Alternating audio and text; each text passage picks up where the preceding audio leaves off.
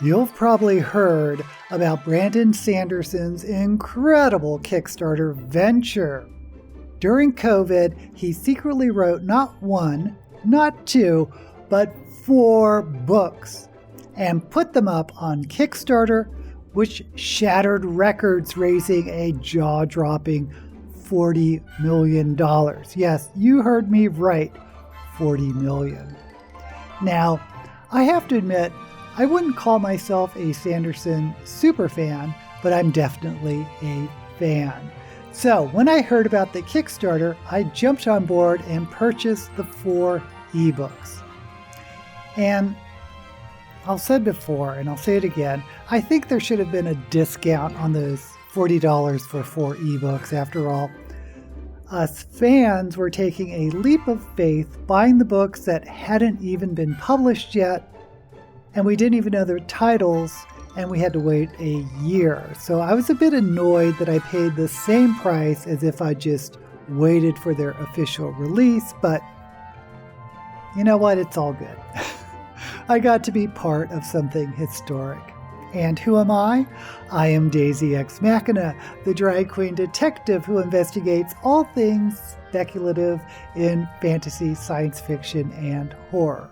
Now, I did individual book reviews for Tress of the Emerald Sea and the Frugal Wizard's Handbook for Surviving Medieval England, but I didn't do individual reviews for the last 2 books, Yumi and the Nightmare Painter and the Sunlit Man.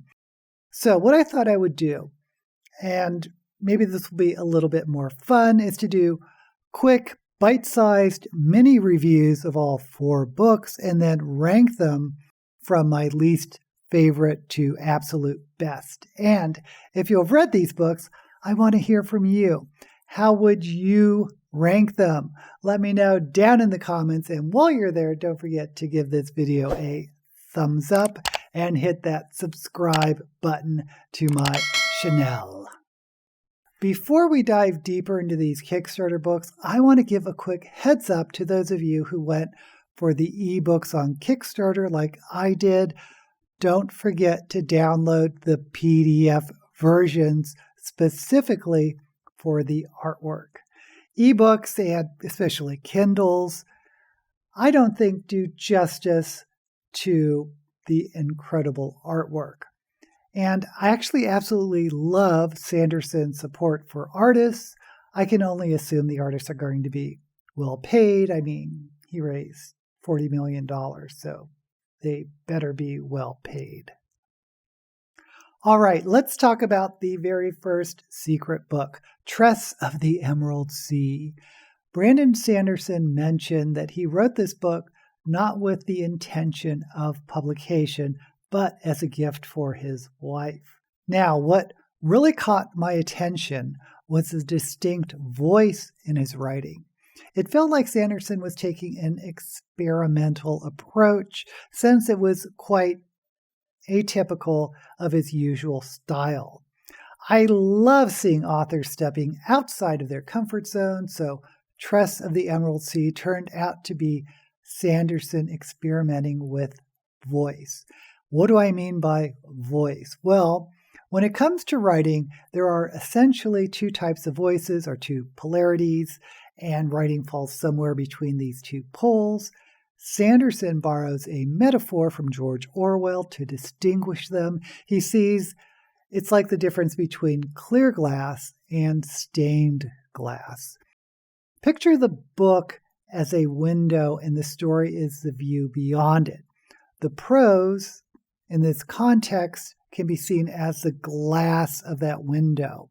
It can either be so crystal clear and transparent that you hardly notice it, like peering through a perfectly clear window, or it can be so distinct and unique that it adds its own colors and shades to the story, just like stained glass. Actually, here's Sanderson explaining it for himself. There is a famous essay by George Orwell. You can look it up if you want. You just Orwell in window pane, where he describes what he tries to do is writing a story so that the prose is like a pane of glass, and that you see right through it to the story happening on the other side. Those are people. Yay! So the glass is not there to obscure, and in that he tries to make the words as distracting as as undistracting, as translucent as humanly possible. Other types of prose are described like stained glass windows, where there's this gorgeous, beautiful prose that you were looking through, and you can still see the story on the other side, but the stained glass window is coloring this story in very interesting ways and changing your interpretation. A lot of literary fiction will try, not all. This is basically concept of poetry. You look through a gorgeous stained glass window at a concept, which then changes the way you view that concept. And some literary fiction tries to do this as well. And so I try for this. It's much more of a craftsman style than an artist style of writing. I prefer it, but I like reading both of them. According to Sanderson himself, he mostly sticks to what he calls the clear glass method. He says he's more of a craftsman than an artist when it comes to his writing. However, in Tress of the Emerald Sea, he stepped more into stained glass territory, which, as I mentioned earlier, felt somewhat experimental. The key to this experiment was the narrator, who happened to be a minor character in the story, but had an incredibly strong voice. Think Lemony Snicket. This was Sanderson's way of injecting humor into the narrative. Sometimes it landed, and other times it felt a bit forced, missing the mark for me. What struck me as a bit odd in the story was what felt like anachronisms in what was a typical fantasy world. I mean, we're talking computers and iPads mixed with dragons and sorceresses. It felt a little dissonant to me. But what worked, as it often does in Sanderson's book, is the magic system. This time it revolves around 12 moons that rain spores on the planet. And I absolutely adored the main character, Tress. Sanderson said his goal was to reimagine The Princess Bride, but with the twist where the woman becomes the pirate on a quest to rescue her prince. Now, you may be wary of romance subplots, and trust me, I'm not a fan of romance. But in this case, it made perfect sense for the story, and it did not intrude on the plot. And one more thing about Tress of the Emerald Sea, especially if you're a big Sanderson fan, is it's a part of the Cosmere. And the Cosmere is the cosmology that serves as the connective tissue for many of Sanderson's novels. In a nutshell, it goes back to this powerful being called Adonalsium, who was essentially God, who created the universe, but was killed and shattered into shards, and some of these shards ended up on various planets, which is the basis of the magic systems in series like the Mistborn or the Stormlight Archives. As far as Tress goes, you don't need to be a Cosmere expert to enjoy it. At least, I don't think so. You can jump into this book without needing an extensive knowledge of the Cosmere. So, when all is said and done, I did enjoy the story. I appreciated the experimental voice in the writing and the fairy tale-like quality it evoked. Now, on to Sanderson's second secret book, which has the fantastic title, The Frugal Wizard's Handbook for Surviving Medieval England. This one firmly lands in the realm of science fiction, even though it takes place in a version of medieval England, like the title says. So here in the future, or far future, there is dimensional travel, and our main character wakes up in one of these dimensions, or quantum realities, or whatever you want to call it. The catch, he's got a case of amnesia and can't remember his own name. Much like Tress of the Emerald Sea, it seems Sanderson wanted to experiment with voice and humor. But this time around, for me at least, the humor seemed to hit the mark more often. In Tress, the humor sometimes felt forced, but in Frugal Wizard, it blended in with the wacko situation the main character found himself in. The main character's amnesia brought to mind Susanna Clarke's Piranesi and made him a very, very unreliable narrator. The plot, of course, also has echoes of Mark Twain's Connecticut Yankee and King Arthur's Court, but it also reminded me of Christopher Stasheff's Warlock in Spite of Himself series, which I highly recommend. I think the weakest part of the story was the world building, which is a shocker because that's what Sanderson is known for, but I find myself left with a bunch of questions. For example, I couldn't help but wonder about the moral guidelines at play here. Why is it there seems to be rules against interfering with non-European cultures, but when it comes to England cultures, it's like a free-for-all. You can do what you want, to whom you want, and change history however you want. So even if what you do there could potentially alter the course of history of the entire world, which would include non-European cultures, it made you go, what? Another thing that was intriguing in this story was the use of nanobots that granted our hero special abilities, but there's yet another twist. These tiny machines are malfunctioning. But what truly surprised me were the interludes. Now, I'll be honest, I'm not typically a big fan of interludes, but in this case, they were great. These little breaks in the story is where you get to read excerpts from the book within a book. The Frugal Wizard's Handbook for Surviving Medieval England, the actual handbook itself, and they were hilarious. Strangely enough, these snippets stayed with me even more vividly than the main story itself. So, Frugal Wizard is a mix of humor, sci-fi, and a medieval fantasy, and it's a story I really enjoyed. Sanderson's experiment with voice and storytelling comes together in a way that, in my opinion, really works. The third secret book is Yumi and the Nightmare Painter. Now, this one also falls into the realm of the Cosmere and continues the trend of experimental storytelling, especially in terms of the narrator's voice. But I found the narrative voice more successful than in Tress. The reason, it didn't feel like it was trying too hard to be funny. Another thing that felt experimental to me, at least from Sanderson, was the use of just 2 points of view. In other words, the chapters alternated back and forth between two characters. One of these perspectives belonged to Yumi, a woman with a unique magical talent involving balancing rocks on top of each other. The other was Painter, a man inhabiting a world plagued by living nightmares that could only be banished through painting. The magic systems, especially the rock stacking, made the books really shine. But of course, that's Sanderson's forte. These two characters reside in entirely separate realms, again, each with its own distinct magic system. The real magic, however, lies in how these characters connect. Yumi and the painter take turns possessing each other's bodies. And it's clear from the get-go that we're in for a romantic component to the plot. In fact, it's one of the most romance-centric plots I'll ever come across in Sanderson's work. But even when Sanderson goes all in on romance, it's still not what you'd call romance-heavy.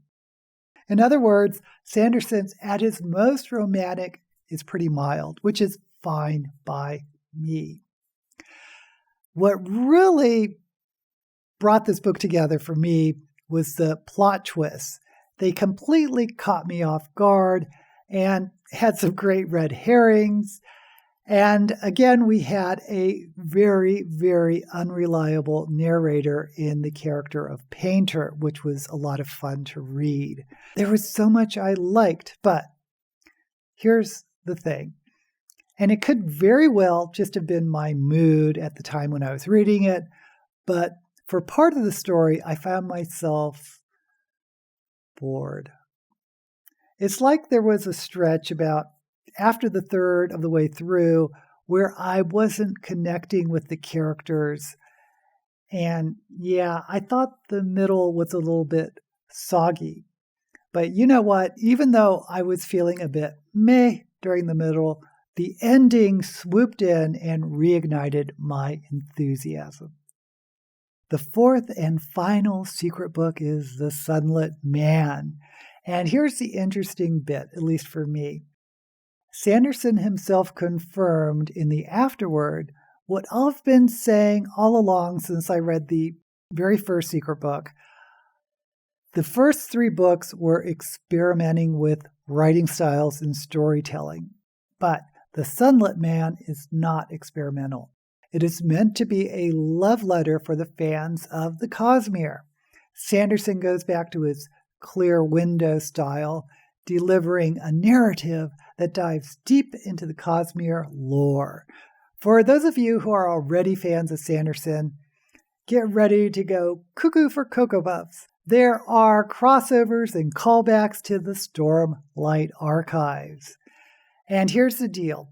The first 3 books you can enjoy on their own merits, even if you aren't a Sanderson fan, at least I think so. But when it comes to The Sunlit Man, I have to be honest, I would not recommend it if you haven't read the Stormlight archives. My advice? Read The Way of the Kings. But if you have read the Stormlight archives and like them, of course, The Sunlit Man is for you, and here's why. It's a Cosmere book that draws upon the events of the Stormlight archives, and there's a twist. It adds a touch of science fiction, something you won't find in the original series, or maybe you do if you squint really hard, but I think it really works here. The story revolves around a man named Nomad, who's on the run from a mysterious group known as the Night Brigade. Nomad possesses magical powers, one of which enables him to skip to different planets. But the latest planet he's found himself on is no picnic. For one, he doesn't have the power to skip to another planet, and the Night Brigade is on his tail. But also, the planet is a tiny world where the sun obliterates all life and scorches the ground. To survive, the inhabitants of the planet live in constant motion, residing in these floating, flying cities that perpetually race around the globe to stay on the night side of the planet. Our hero Nomad has touched the sunlight and survived, which is where the name of the book, The Sunlit Man, comes in. But because he was able to survive, people start thinking of him as a savior.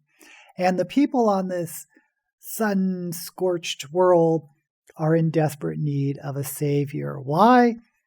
Well, they're under the oppressive rule of a dictator with some super dark powers. This tyrant can burn a hole in a person's chest and swap out their heart with a glowing ember and control them almost like they were his puppets. So, Nomad's journey isn't just about survival and exploration, it's about reluctantly stepping into the role of a potential savior. So, I didn't think I needed a Stormlight story with a science fiction twist, but I was wrong. The Sunlit Man turned out to be a fantastic surprise. From the very beginning to the final page, I was hooked. I couldn't put the book down. And the cherry on top, the ending was bittersweet, and I loved it. It's the kind of ending that sticks with you. Again, Sanderson said he wrote this for the fans. So, if you're a fan, I can't imagine you'd be disappointed. If you're not a fan, maybe skip this one. All right, it's time to rank these secret novels. Are you ready? Let's dive in. Number 4 goes to Tress of the Emerald Sea. I must say I enjoyed the fairy tale style, but the humor didn't quite hit the mark for me. It had its moments, but it didn't fully resonate. For number 3, we have Yumi and the Nightmare Painter. Now, the world building here was absolutely great, but there's a but. The middle of the story felt a bit soggy to me. That said, the twists at the end made up for it. Number 2 goes to the Frugal Wizard's Handbook for Surviving Medieval England. Now, if Sanderson was experimenting with his writing style and humor, I think this was the most successful experiment. It felt refreshingly different from what you'd typically expect from Sanderson, and the humor landed. The experimental style worked here, at least it did for me. Oh, and by the way, Frugal Wizard had my favorite artwork of all of the secret books. And finally, taking the top spot at number 1 is the Sunlit Man. I've come to the conclusion I prefer the clear window style of writing when it comes to Sanderson's work. It's not that I don't appreciate a strong narrative voice, sometimes I do, especially when it's an author like T. Kingfisher, but at least for these secret books, I lean towards the one that aligns more with the style I'm used to from Sanderson. But it's all about personal taste, and you may totally disagree with me, which is absolutely fine. Go ahead and let me know down in the comments. Until we meet again, may all the books you read be blessed.